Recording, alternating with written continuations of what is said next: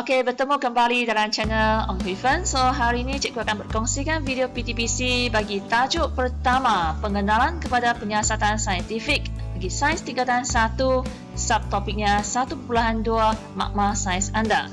Tetapi dalam hari ini, cikgu hanya akan tunjukkan alat radas. Jadi, pelajar kena pasti nama alat radas serta fungsi alat radas. Okey. So, ini adalah contoh makma sains. Jadi, radas makma memang digunakan di dalam makma sains. Okay, kita lihat alat radas yang pertama. Okay, yang ini. So, yang ini adalah yang besar. Ada besar, ada kecil kan? So, yang besar ini yang saya bulatkan. Apakah namanya? So, yang besar ni namanya tabung didih. Tabung didih. So, dalam gambar darjah telah ditunjukkan sedang berlaku pembakaran, pemanasan menggunakan tabung didih. Maka fungsi tabung didih ialah untuk memanaskan bahan kimia dalam kuantiti yang kecil.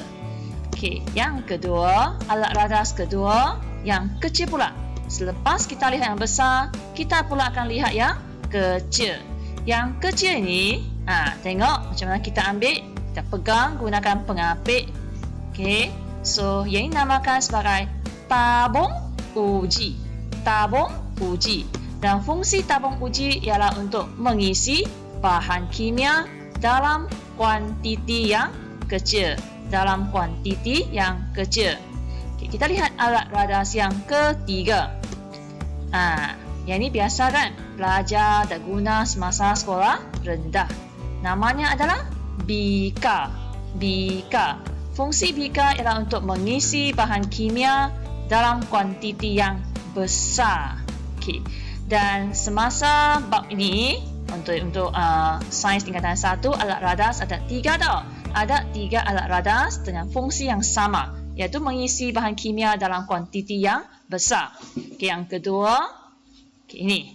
So, ini adalah namanya kelalang kon. Kelalang kon. Kon. You tengok bentuknya macam kon kan? Okey. Dan fungsinya sama dengan bika, iaitu mengisi bahan kimia dalam kuantiti yang besar. Okay. Ada satu lagi alat radas dengan fungsi yang sama. Okay. Dapat teka tak? Ini. Iaitu kelalang dasar lepek. Dia lepek yang bawah itu. Yang ini dia boleh berdiri sendiri. Okey. Fungsinya seperti yang tadi saya dah cakap, iaitu sama, mengisi bahan kimia dalam kuantiti yang besar. Okey, kita lihat alat radas yang seterusnya. Ini ada saiz besar, saiz sederhana, saiz kecil. So, yang ini ada skala. Nampak dia ada skala yang boleh kita baca. So, alat radas ni adalah silinder penyukat. Silinder penyukat dan fungsinya ialah untuk menyukat isi padu cecair. Kita boleh sukat berapa ml yang kita perlukan. Okey. Yang seterusnya, yang ini panjang. Kenapa gambar macam ni? Sebab dah pecah jadi dua. Okey. Dia asalnya akan jadi macam ni. Juga ada skala. Yang ini memang panjang. Semuanya panjang. So, alat ni namakan burette. Burette. Okey. Yang bawah ni nampak tak? Dia macam satu skru. Dia boleh tutup supaya cecair itu tak mengalir keluar, dan kita boleh buka untuk dia keluar. Okey. Fungsinya ialah untuk menyukat isi padu cecair dengan tepat. Isi menyukat, bukan mengisi, menyukat isi padu cecair dengan tepat. Alat ini kita boleh guna semasa tingkatan 2 nanti untuk aktiviti atau eksperimen pentitratan nanti form 2. Next, alat tu macam ni. Yang ni special sikit. Mungkin belum pernah lihat semasa sekolah rendah. So, alat ini namakan sebagai pipet. Pipet. Okey. Dalam gambar raja yang saya tunjukkan, dia ada tulis perkataan 100 kan? Okey.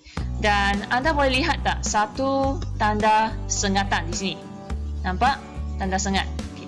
Kalau ini adalah 100, bererti bila air atau cecair yang kita sedut masuk bergerak sampai ke tanda sini, maka dia automatik. Bukan automatik, dia ditetap. Dia dah tetap ialah 100. ikut saiz pipet ni. Dia juga ada pelbagai jenis saiz dia. Okey. Dan fungsi pipet ialah untuk meniupkan isi padu cecair yang tetap. Tolong ingat tetap. 100 lah. Dia tak boleh ubah. Dia tak macam burette tadi. Okey, yang ni tetap. Yang tadi burette tepat. Tepat. Okey, yang seterusnya ini. Yang ada 3 kaki. Yang ada 3 kaki. Okey. So, bila 3 kaki, namanya pun 3 kaki, iaitu tungku kaki 3. Bukan 3 kaki ya, kaki 3. So, tungku kaki 3. So, fungsi tungku kaki 3 ialah untuk menyokong radas semasa pemanasan. Bila lakukan pemanasan, penuban sen akan letak di bawah. Okay, kita akan letakkan benda yang kita nak panas di atas kan. Ini fungsinya tungku kaki 3. Dia sokong alat radas tu. Okey, yang seterusnya alat ni digunakan bersama-sama dengan tungku kaki 3. Apakah namanya? Namanya kasar dawai. Kasar dawai, dan fungsinya ialah untuk membantu menyebarkan haba dengan sekata semasa pemanasan. Okey, itu fungsi dia, bantu sebarkan haba dengan sekata semasa pemanasan. Okey, next. Kita pernah buat ini di rumah dengan menggunakan alat ni. Okey, di makmal saiz ada juga alat ni. Apakah nama alat ni? So, namanya adalah corong turas. Corong turas. Dan fungsinya adalah untuk menuras atau menapis pepejal tidak larut daripada campuran. Kita tapis dia. Pepejal yang tak larut tu, lepas tu yang boleh larut, dia akan keluar balik. Yang alat radas ni kita akan gunakan dalam bab 6 nanti. Okey, bab 6 yang tentang bahagian campuran. Okey, nanti kita belajar semasa di sekolah nanti. Okey, yang ini adalah balang gas. Balang gas. Bentuknya kaca. Kebanyakan alat radas ni adalah kaca. Okey, ini boleh tutup. Bawah ni nampak tak? Okey. So, fungsinya adalah untuk mengumpul gas. Untuk mengumpul gas. Sudah banyak alat radas yang kita belajar. Kita teruskan lagi dengan yang ini pula. Okey. So, yang ini. Apakah nama alat radas ini? Yes. Kaki retort. Dia ada kaki. Kaki retort. Okey. Kaki retort. Yang bahagian sini, yang ni boleh tanggal tau. Dan tempat-tempat skru ini. Ini semua tempat kita boleh pusing. Untuk kita ketatkan atau kita longgarkan. Okey. So, apakah fungsi kaki retort? Fungsinya adalah untuk memegang atau menyokong sesuatu radas. Untuk memegang atau menyokong sesuatu radas. Kaki retort. Okey. Kita teruskan yang terakhir, alat radas yang terakhir, iaitu apakah nama ni? Piring sejat. Piring sejat. So, piring sejat fungsinya adalah untuk tujuan penyejatan. Fungsinya untuk tujuan penyejatan. Okey, itu saja perkongsian cikgu pada hari ini tentang alat radas dan juga fungsinya.